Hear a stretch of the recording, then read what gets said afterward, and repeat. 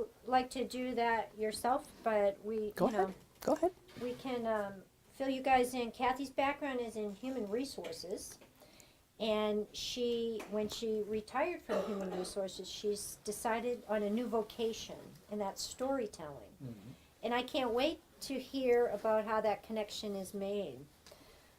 She shares stories that offer inspiration, affirmation, and hope, as well as entertainment. And tonight, she's going to focus on animals' best friends. So this program is Tales of Man's Best Friends.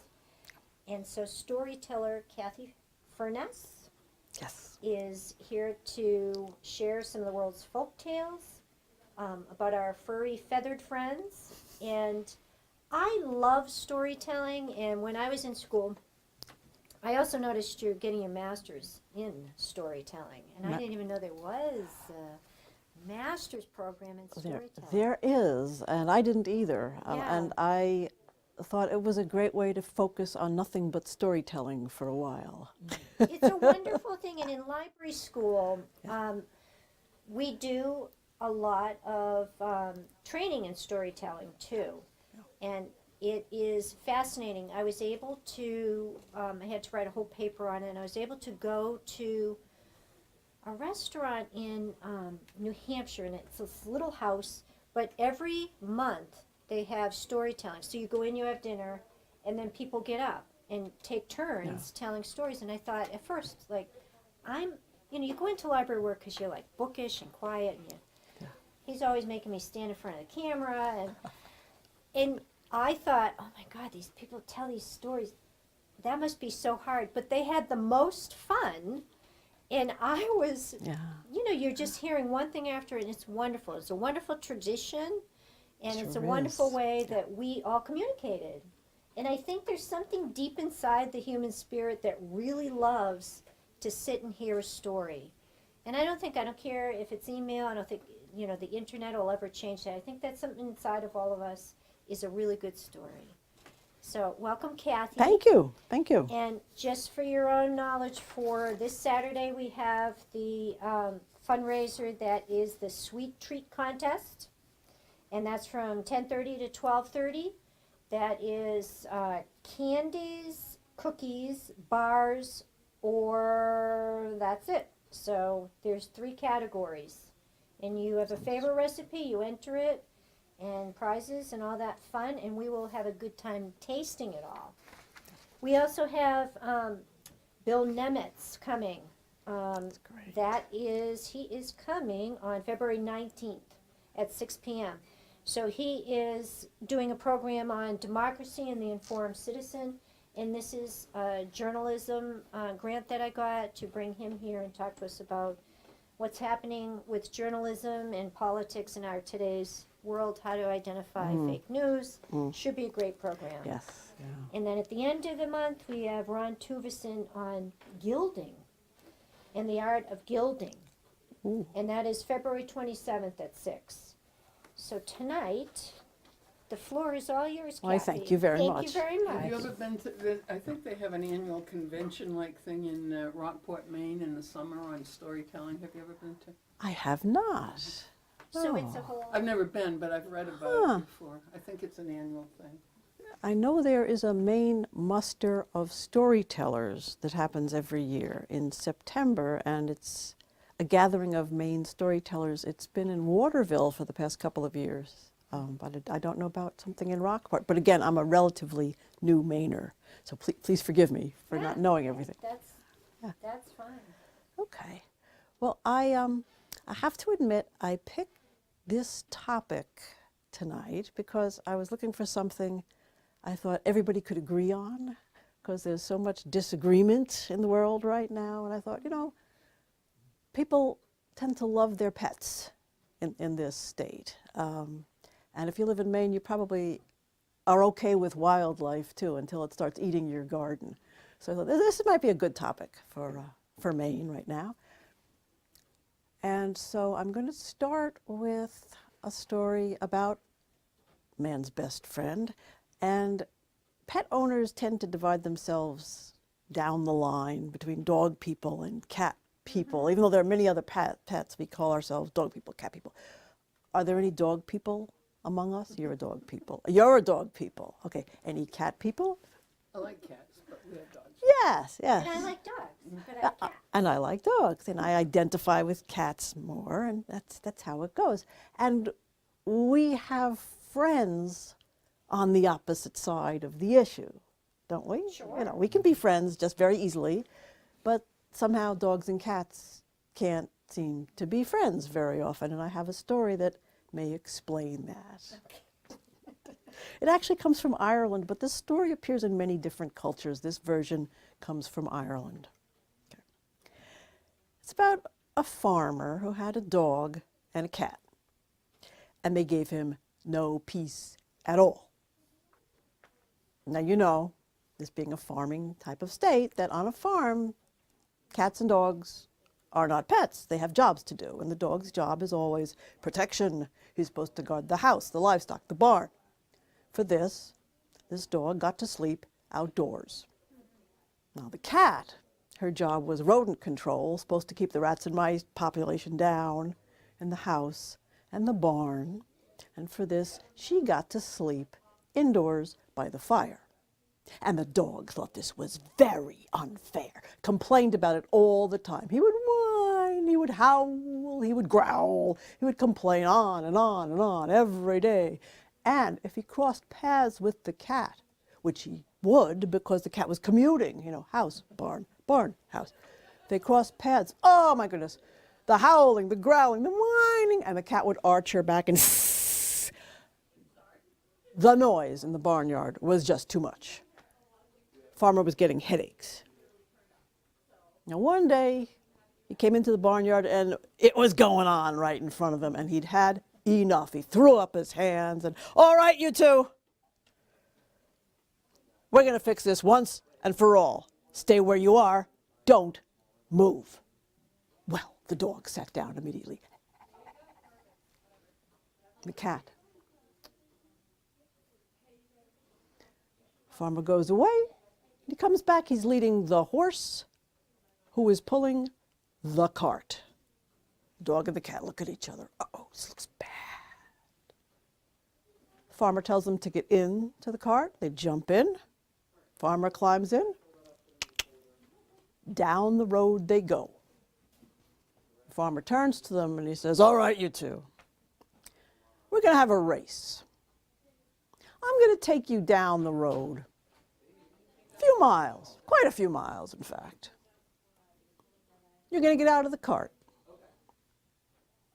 Whoever gets back to the farm first, that's who sleeps by the fire from now on. And that settles it. The loser, I don't want to hear a single complaint out of you ever again.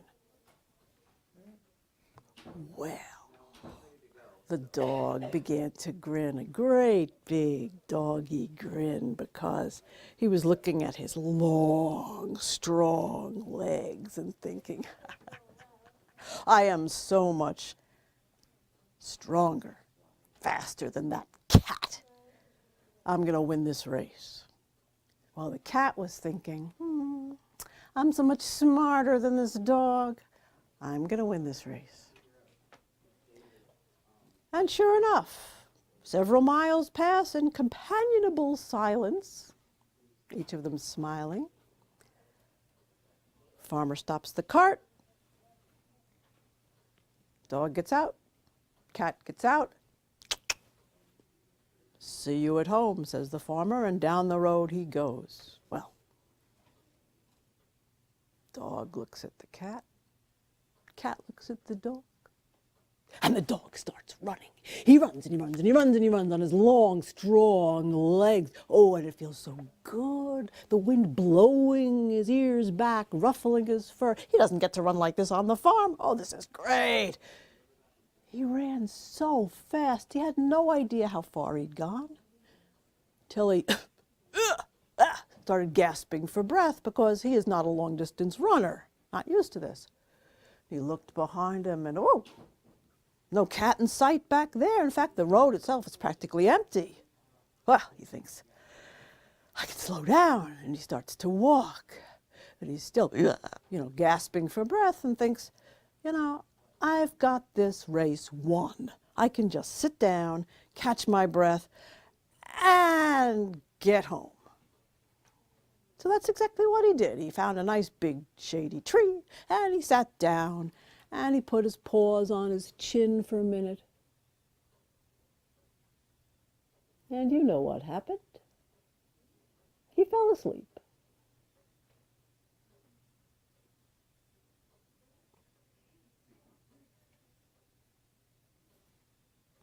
Something wakened him. Felt like the earth was trembling a little. He could smell horses. Ooh, and down the road, way down the road, coming towards him, looked like there was a team of horses pulling a cart. As it came closer, he could see it was indeed a team of 4 fine horses, not farm animals, not draft horses, oh no, and pulling a lovely, polished coach. And those horses were galloping fast. And as they went past him, he noticed there was only one person in that coach, a lovely young lady. She had blonde hair, lovely blue dress, and there, sitting on her lap, was the cat. Well, the dog jumped up and he tore off after that coach. And he ran and he ran and he ran and he ran and he ran, but he was no match for galloping horses. But he tried. And even worse than that, the sun was higher than it had been when he started. It was hotter. He was sweating. He started to drool. And coming down the road towards him was a man with a walking stick. And when that man saw a dog running towards him, foaming at the mouth, he started yelling, "Mad dog!" Pardon me. "Mad dog! Look out, look out!" And he raised that walking stick to bring it down on the dog's head. And the dog grabbed it and tugged. Well, the man tugged, and the dog tugged. The man, the dog, the man, the dog, and back and forth and back and forth. And a crowd started to gather because the man had not stopped shouting, "Mad dog, mad dog!" And the dog realized, ooh, if anybody here has a weapon on them, I could be in some serious trouble. And so he gave a great big yank on that stick. And the man gave a great big yank back. And that's when the dog let go. The man tumbled back and the dog ran on all the way home, didn't stop. But the cat was already sitting by the fire, purring. Well, the dog kept his part of the bargain. Never complained again. Not a peep out of him about the sleeping arrangements. But for the rest of his life, when he met another dog, he would tell that dog about how that cat tricked him and what a sneaky animal that cat was. And that other dog would tell other dogs, and those dogs would tell more dogs, and those dogs told more dogs, and on and on and on, down through time. They're still talking about it today, you know. And that's why even now, dogs and cats are very rarely friends. I thank you. I had thought maybe the cat had stowed away on the original farm wagon, and tricked him. One better. Went one better. Now, some people tell me, but my dog and cat, they're friends, they get along. You ever come across that? Yeah. Well, that's because that dog hasn't heard that story yet. So, keep it to yourself. You don't want to wreck a friendship, you know? That's right. That's right, yeah. Okay, so you probably know by now I'm not a native Mainer. You've heard me say D-A-W-G for dog. I'm from New York, actually. Wow. And my next story is a story from home, you could say. I say it's from the real native New Yorkers, because it's from the Mohawk tribe of the Iroquois nation. Do you ever notice that, probably don't stare at the shape of New York, but it looks, if you use your imagination, a little like a dog's head. You know, it's got this pointy thing up here, and I'll have to. you got to use your Differently your next time. imagination. Yeah, but the Mohawk were the easternmost part of the Iroquois. It's a creation story. It's a little different. Now, the Mohawk believed, like a lot of people, that one God made the world and everything in it, and they called him Roweno, which means the man who created everything. And they also believed that the first thing he created was the woodlands, filled them with greenery, trees that reached towards the clouds, and plants and mosses that clung to the earth, and some flowered, some bore fruit, some had nuts, and to nourish them all, he dug great lakes and ponds and rivers and streams and little creeks. And when he was finished, he stood back and he admired his creation because it was quite magnificent. But it was too quiet. And that's when he decided he was going to make the birds and the animals, so there would be movement and color and music in the woodlands. He started mounding earth and moistened it with water from a stream. So he'd made clay, and from those piles of clay, he started fashioning creatures, birds and animals, and they all got the start of eyes so they could see, and some kind of muzzle or beak so they could speak and eat and sniff, and some got wings so they could fly, and others got legs so they could walk, run, or hop, except Snake. And then Roweno got tired. A lot of birds and animals he had to create. So he thought, you know, I really should take a rest now. And he spoke to his creations about this and said, my friends, I'm going to leave you for a while I'm gone. I want you to look at the world I've created for you and decide how you want to live in it and what you want to look like. When I come back, just tell me what you want. I will give it to you. And so with a wave of his hand, he left them, went away, had his rest, and when he came back, got right to work. He found a nice big rock, the flat top, used as a work table. And he bent down and he picked up his first creation, and it was Fox. Tell me, my friend, what would you like? Roweno, I've decided I want to be a hunter, but I don't have to be big. I'd rather be clever. I'd also like to be handsome, so could you make me red with some black for contrast? Well, Roweno raised his hands and began shaping Fox into that hunter, that little compact hunter we know with the pointed contours and the head and tail, right, the ears. Made him all red, that bushy tail, and gave him a little extra, little white tip on the end. And he was just finishing those black boots when he heard a little voice piping up. No, wait. I think Fox should be yellow like the sun. The voice was coming from the other side of the rock, and it was Owl who was watching very intently. Roweno ignored Owl, finished Fox, who darted away, and then he picked up Sparrow, who was a nervous bird. She was worried about her safety, so Roweno made her small, easy for her to hide, and he gave her plumage that was sort of camouflage, you know, the speckled brown and black so she could hide in the shadows. And he was just finishing her head when, no, wait. Sparrow needs a bigger beak. How rude.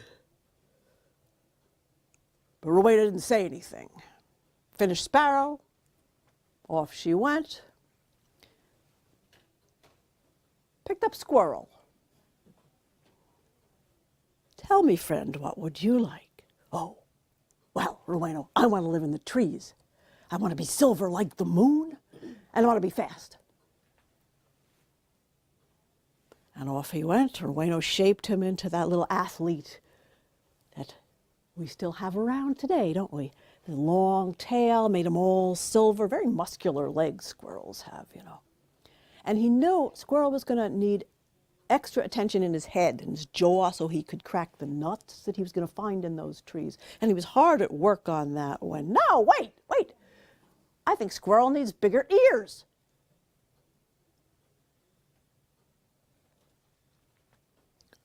Rowena held on to his temper, decided he would caution Owl with a stern look.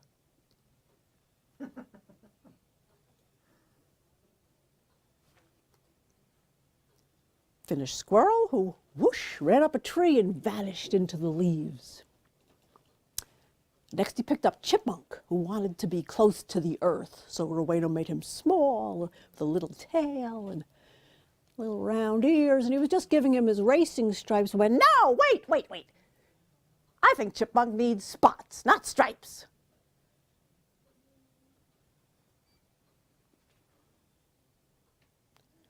But instead of losing his temper, Rowena, who was steaming, got an idea. And when he finished with Chipmunk, he picked up Owl. Tell me, friend, what would you like? Oh, well, I want blue feathers, all over, blue feathers. Oh, this was going to be so easy. No, wait, I don't want blue. I want red feathers. No, wait, I don't want feathers at all. I want fur. Rowena picked up Owl in one hand and he stretched way up and put him on the branch of a tree. It's clear you don't know what you want, so stay there until you do.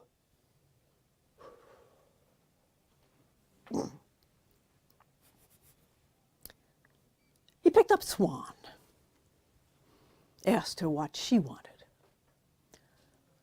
Rowena, I want a peaceful life on the water.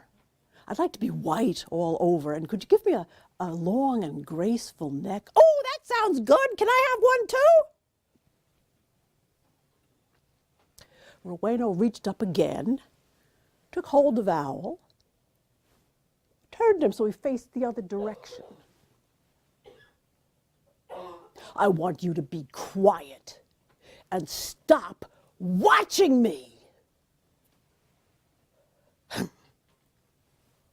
He went back to work on Swan, but you know, Owl couldn't do what he was told. He was already trying to see over his shoulder what was going on, but Rowena didn't notice he was busy with Swan, and he made her a big bird, powerful bird, with that graceful curved neck and creamy white feathers. And when he was finished, she rose up on those great wings, up high into the air, and she saw a lake not far away, and she flew straight for that lake and began her descent. And when she touched the water, she just glided into her life.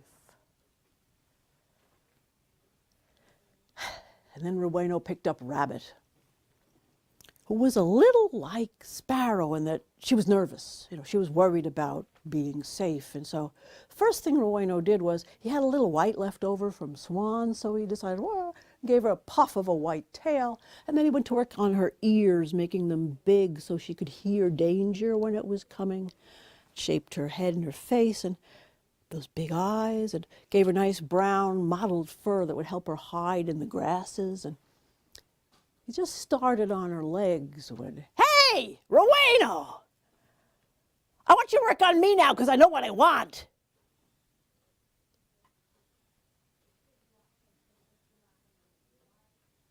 What did you say?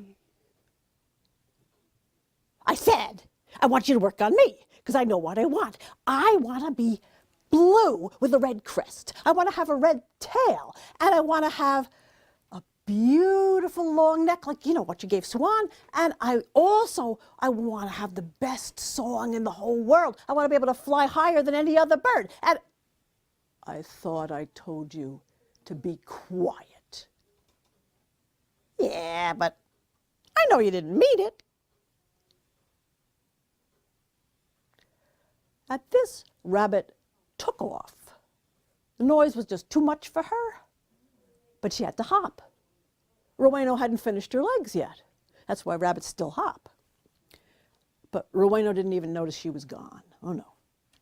Because he reached up, grabbed Owl, and tossed him on top of the rock. And he took his two hands and he pressed his head till it disappeared into his shoulders. And he took hold of his ears and he pulled them till they were tall and pointy. And then he shook them till his eyes were big and round with fright. And then he dunked them in the mud 1, 2, 3, 4 times. There, you're finished, Owl. I made your neck short so you'd focus on what was in front of you. And your ears, I made them tall so you can hear what's said to you. I made your eyes big and round so they work in the dark. I made you brown because you will rarely be seen. You see, I work in the daytime so you will be awake at night. Go. And Owl flew off. He was so scared. And he flew all the way to the deepest and darkest part of the forest. And Roweno finally had some peace and quiet so he could finish the rest of the birds and animals, which is what he did. And when he was done, he gave them his blessing, and with a wave of his hand, he left because he had to finish the rest of the world. As for Owl, well, he still likes to live in the deepest and darkest part of the forest, where he is very rarely seen and almost never heard. Thank you. Thank you. I don't know if you've heard of Joseph Bruchac, who is a storyteller, author, Bruchac. You might have him in your collection. He's of Abenaki heritage, but he writes and tells stories about many different indigenous cultures. And he said that many tribes did not believe in punishing children, that if they wanted to teach children a lesson, they would use stories. And that story about why Owl is nocturnal has that imprint on it, most definitely. Yeah. So we've had one story from the farm, civilization, one story from the wild, and my next story is going to show what can happen when the two meet. But I'm going to take a drink of water first, if that's okay. Time out.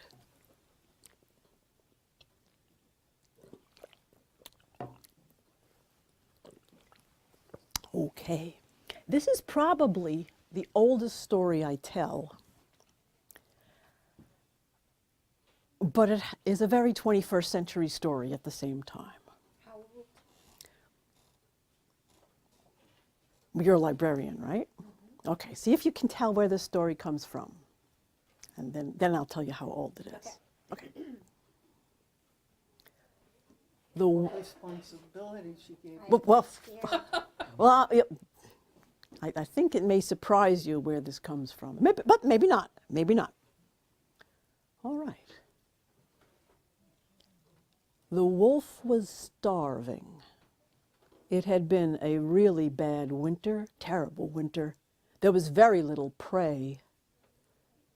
And there was no point in him trying to catch a sheep or even a chicken from any of the nearby farms.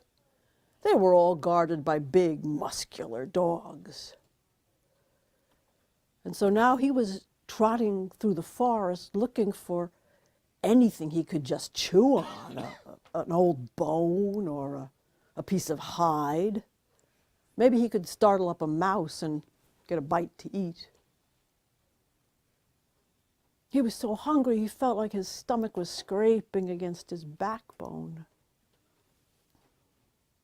And he came to a clearing in the forest, and he paused to look around and look for opportunities, what might be in this field. And he realized there wasn't a field or a clearing in the forest. It was a farmer's field. And there was a big dog running straight at him, all teeth and snarls. Well, the wolf knew there was no point in trying to run away, not in the condition he was in. The dog would be like catch up with him, take him down in no time flat, and no point in trying to fight the dog. Dog would tear him to pieces. So what he did was he tried to look harmless, submissive. He sank down to the ground and he lowered his head, even wagged his tail, and it was working. I watched as the dog slowed down to a trot, and then to a walk. What do you want?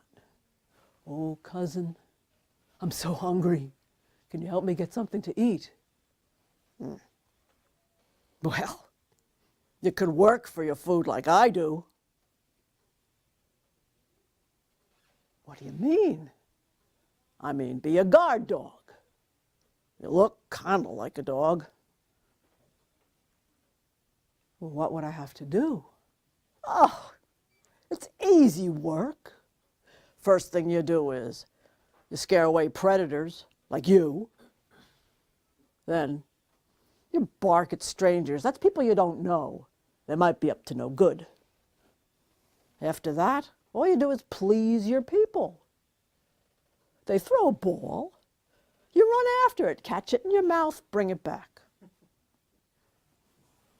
They put their hand out, you put your paw on it. They shake it. They like that. And for that, I get 2 meals a day. I get beef, I get chicken, I get pork, lamb, turkey every now and then. Why, last night, I had roast beef with gravy, little potato in it. Oh, that was good. Ooh, the wolf could smell some of that beef on the dog's breath as he bragged. He tried not to salivate. Oh, cousin, I could do that, but who'd have me? I'm a wolf. That's a problem. I have an idea. Why don't I bring you back to my people? I'll pretend you're a raggedy friend of mine. They might take you in, but you have to be friendly. I can be friendly. You have to wag your tail. Oh, I can wag. All right. And you'd have to promise you'd never harm any of the other farm animals. I could get in big trouble if you do that. Oh, I promise. And keep your mouth shut. You wouldn't want them to see those big teeth of yours. Okay, let's go. But as the dog turned, the wolf noticed he had a band around his neck. He asked the dog about that. Oh, that's my collar. What's a collar? It's where my people chain me up at night. What? You're chained at night? But that's the best time of day. That's when I run through the forest and I gather with my people so we can sing to the moon and the stars. Ah, you'll get used to it. Besides, it's worth it for those 2 meals a day. Come on. But the wolf, he was already gone. He was running for the forest as fast as he could and leaving the dog to his 2 meals a day and his chains.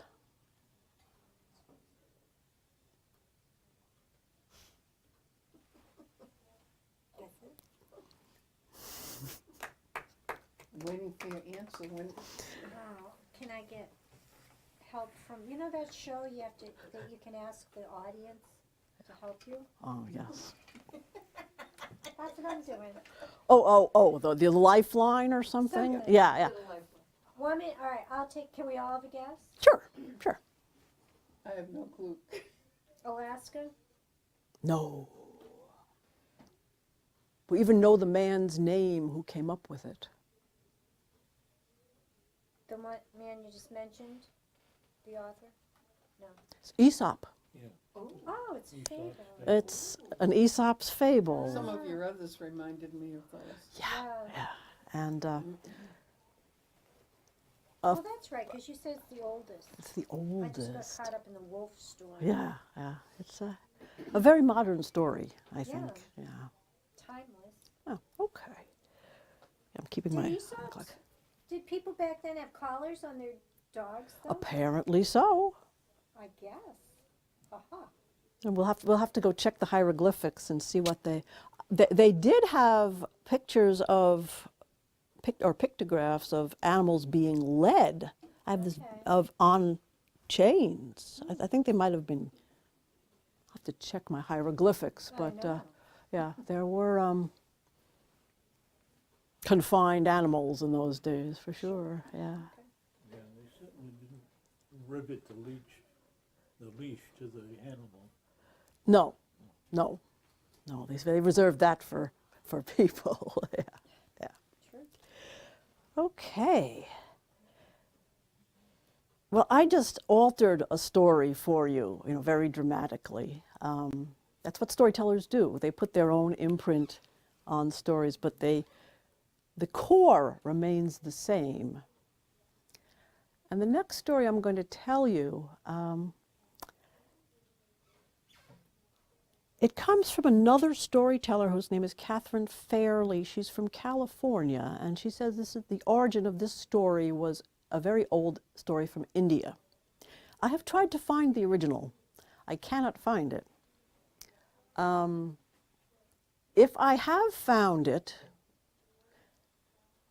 the story I found is so far from an adaptation, it's almost inspired by, and I took her story and altered it even further. So this is another old story that has been shaped to be contemporary. Okay.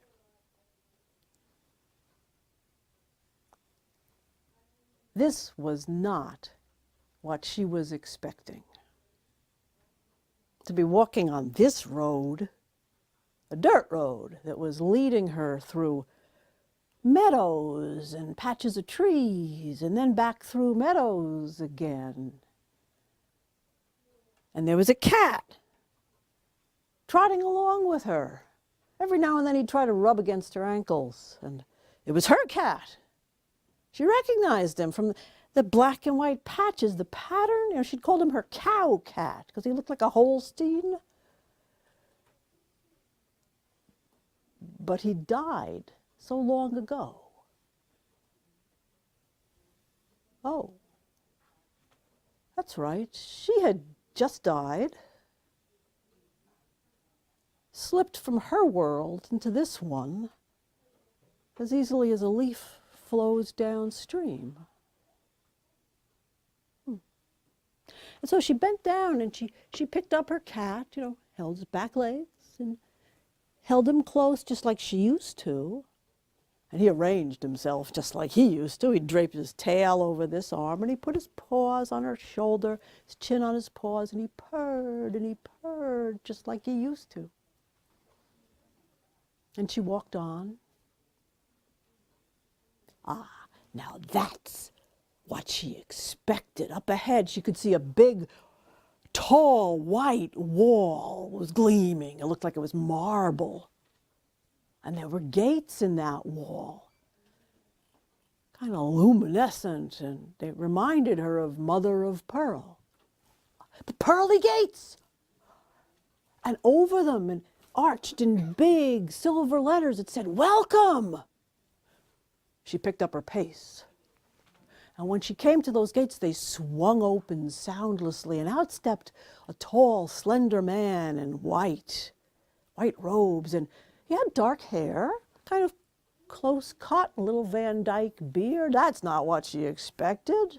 And all the pictures of God and St. Peter, didn't they have big long hair and big beards?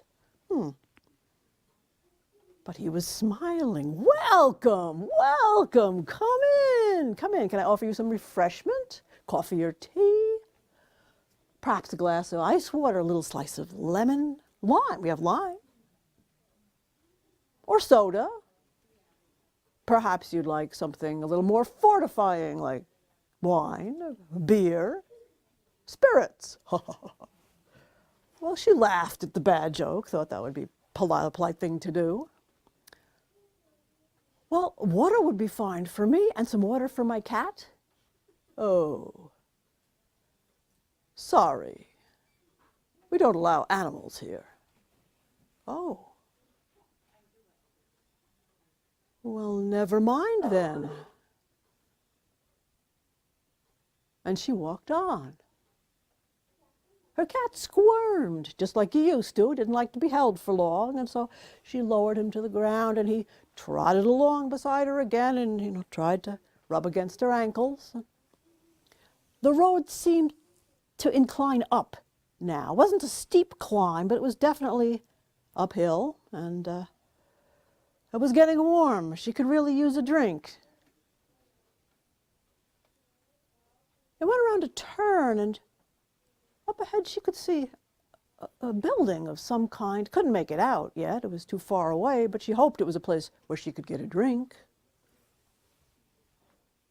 She walked faster. Cat kept up with her, and as they got closer to the building, she could see it. It looked like a farmhouse, actually. It had one story with a deep porch. A big piece of property, it seemed to be, with a stone wall, low stone wall. Trees, gardens, it looked like. And well, when she got closer, there was a gate. It was a wrought iron gate. Something had to be wrong with it because it was tilting open in this perpetual welcome.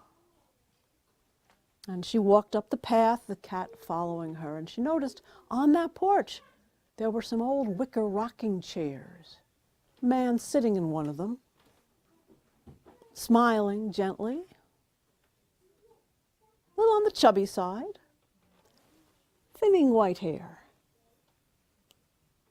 blue eyes, looked like blue eyes, and there's something about him. He was so peaceful. He seemed to radiate happiness. Excuse me, sir. Could I get a drink of water here? I'm very thirsty. Why, of course. You see that white rose bush out down over there? There's a pump next to it. You'll also find a bowl for your cat. Thank you.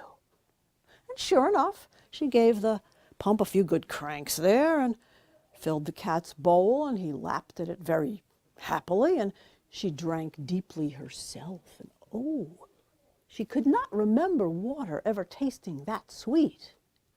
When she'd had her fill, she splashed her face with some of it to get the dust off. And she walked back to the porch. Thank you. That was I really needed that, but could you tell me, where am I? Why, you're in heaven.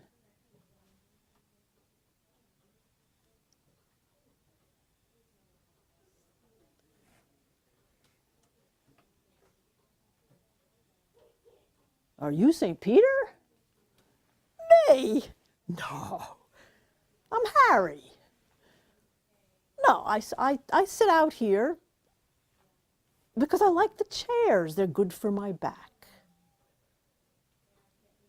Oh, well, I'm Beth, and I'm very pleased to meet you, Beth. Well, St. Peter, he's in the back. He's choosing wine for today, some of the new arrivals. They like to celebrate when they get here and have a glass of wine. Yesterday he picked a red, so I think today it'll be a white. Oh. But Harry, What's that down the road? Oh, why, that's hell, Beth. That man? The devil? Tricky fellow, isn't he? I should say so. Huh.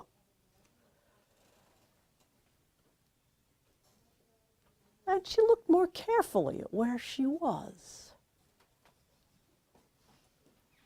The wicker chairs looked like they'd be very comfortable. The worn boards of the porch looked like many feet had passed over them. The trees on the property were enormous, with thick arms stretched out as if they were ready to embrace her.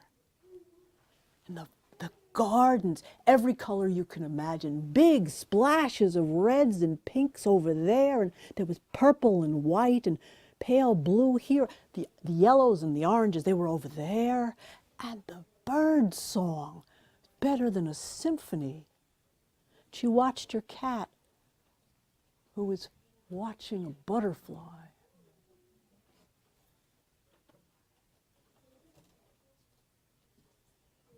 Yes, this was heaven.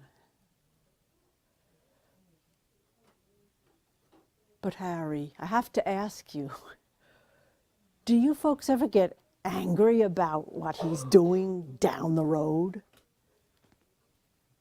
No, we don't. In fact, Beth, we're kind of glad he takes the folks who would betray their friend for a cold drink.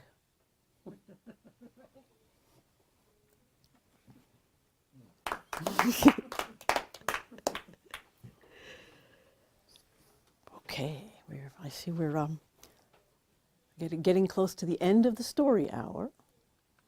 So, did any of you come tonight to hear stories that you want to tell your grandchildren? So I've come across some people do that, because I have a story that would be easy for you to tell your grandchildren. Sure, give it. But it's not just for children. That's the thing about this one. Okay.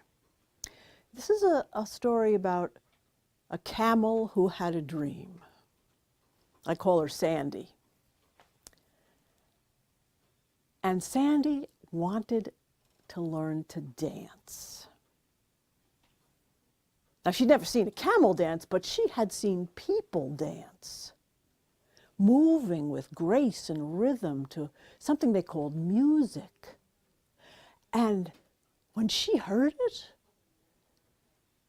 it filled her with light and energy, and she wanted to move too. So she decided, all right, she was going to teach herself to dance to the music she could hear still in her head. So one night, after a long day's work, and camels work hard, she walked away from the herd out into the desert. And she began to practice her dance moves. And the first thing she had to work on, she knew this, was her walk. Camels don't walk like dancers. They walk kind of like this. So she imagined she had a silken cord on the top of her head, reaching into the clouds, and it lifted her up. And when she imagined that, if you were to try this, her head and her neck, her shoulders and her spine and her hips and all four of her legs fell into perfect alignment, and she could move with grace. And she practiced that for hours that night, till the sun was just getting ready to come up and she went back to the herd. But every night, that's what she did. She practiced for hours, for days, stretched into a week. Then she thought she had that walk down pat, and now she was going to have to practice her turns so she could turn gracefully, and did the same thing. She practiced for hours, for days, stretched into a week and more, and then she was satisfied with that. So she added twirls, which are really fast, continuous, turns and hours, days, couple weeks for that, and she was satisfied with that. Believe it or not, next she began to practice leg lifts and kicks. That was hard. She had all 4 legs she had to train, but she kept at it hours, days, weeks. She got that. Next, graceful leaps. That was hard. The hours stretched into weeks, but finally she was satisfied. And then she put it all together into a dance to life, is what she called it in her mind. She practiced, and she practiced, she practiced, and she was ready. She invited all the other camels to a recital on a certain night. Well, the night of the recital, she was so excited. All the camels came. And they sat around, well, they stood around her in a circle. And she began to dance. And she danced. And she danced like she'd never danced before. And when she was finished, she took a deep bow.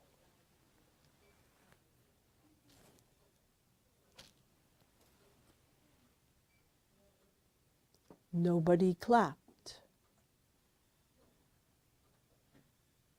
Nobody said a word. The camels looked at each other.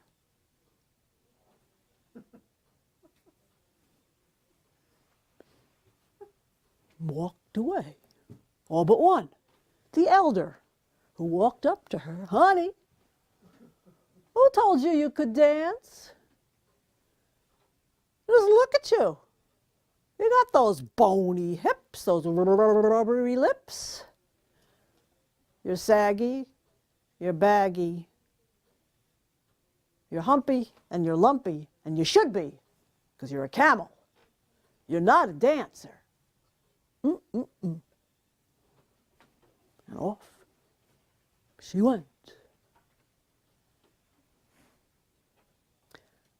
Sandy watched her go and shook her head. Oh no, she's wrong. I am a dancer. And from now on, I will dance for myself. And that's exactly what she did. For the rest of her life, she danced for herself, and it gave her immense joy.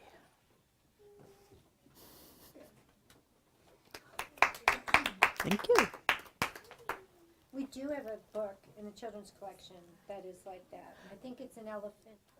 Elephants can't dance, Okay. and it's that story. Yeah. Yeah. Yeah. See, stories morph into other things. Someone decided an elephant with rhinoceros, would be perfect. Yeah. Yeah. Do you ever create your own other than adapting ones that you have I- become familiar with? I do, but I like telling folk tales because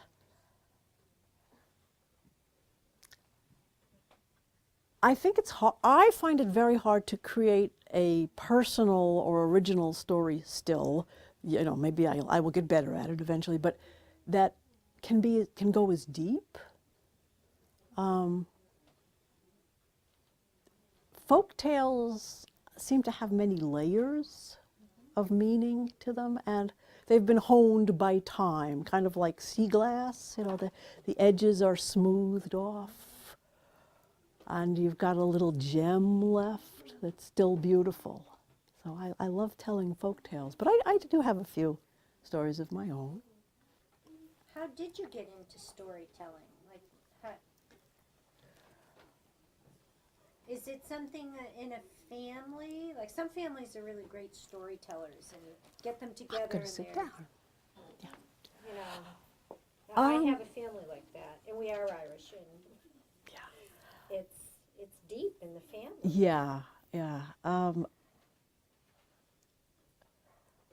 I credit or blame, you could say, my grandmother, who was a great teller of family stories. Now, the sad thing was, well, for me it's sad that the woman I was named after, Catherine Walsh, was supposed to have great stories that she brought over from Ireland. She was the last relative the family knew who had been, lived in Ireland, born in Ireland. And she entertained the children with those Irish folk tales. And all I heard about her was she was a great storyteller. And nobody ever told me the stories, and I never asked. My grandmother came over from Ireland, and her maiden name was Walsh. We could be related. Probably are. Probably are. There are a lot of Walshes. She was from Galway. Okay. We're from County Laois, Laiose. That's Irish. Yeah. Midlands, in the Midlands. But there were a lot of Walshes, actually. How I got involved in storytelling is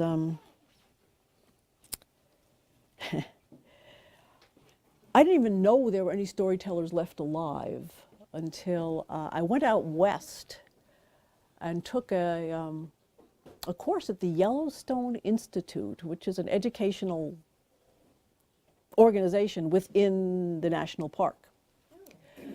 And there was a class called Bears, Bones, Signs and Stories, I think it was called. And what it consisted of was there was a paleontologist who taught us, the dinosaur bear, forebear bones, and then there was a biologist who taught us the biology of the bear, and a storyteller who told us folk tales about bears, which was the way of transmitting the knowledge about bears before there were paleontologists and scientists. I didn't even know, I had no idea there was still a living storyteller. And then, of course, I couldn't do that. I was convinced I couldn't do that. But you wanted to? But I wanted to, and I found storytellers in New York City, and I listened to them, and I can't do that. When you turn 60, something shifts in your consciousness. You realize where the sand in the hourglass lies. So I decided if I'm going to do it, I better try it. And so I went to a workshop in North Carolina, like 5-day workshop, and I found I liked it, and people gave me some positive feedback, so I just started. I found a little guild, storytelling guild, near where I live, and began practicing there.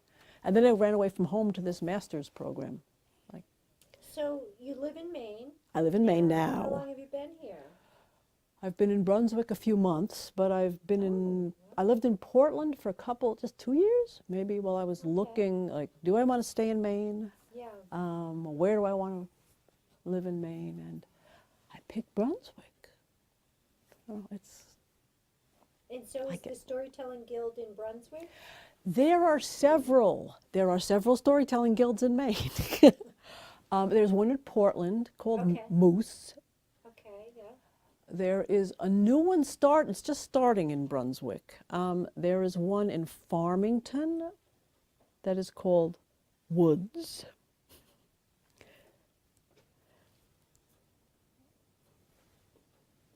There is one up in Trenton called Loons. Loons, Moose, Woods, and the one that's starting in Brunswick is called Bass. It's weird that they have one word. Yeah. Well, it's an acronym for something with stories, Oh, okay. Yeah. I cannot tell you what Moose stands for because something always throws me there. Woods, I'm having trouble remembering, forgive me. But Loons is lovers of old and new stories. Oh, that's great that they do it that way. Yeah. Yeah. I don't know if it just happened or if it was a plan, but probably a plan. But there's lots of storytellers in Maine, and I am like one of the newer ones. That's great. Yeah. Well, this was lovely.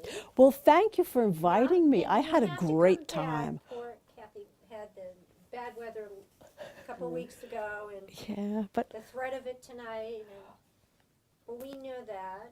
And I'd be very happy to come back another time. So just These, invite me. Do these guilds sort of emanate from around college areas, maybe?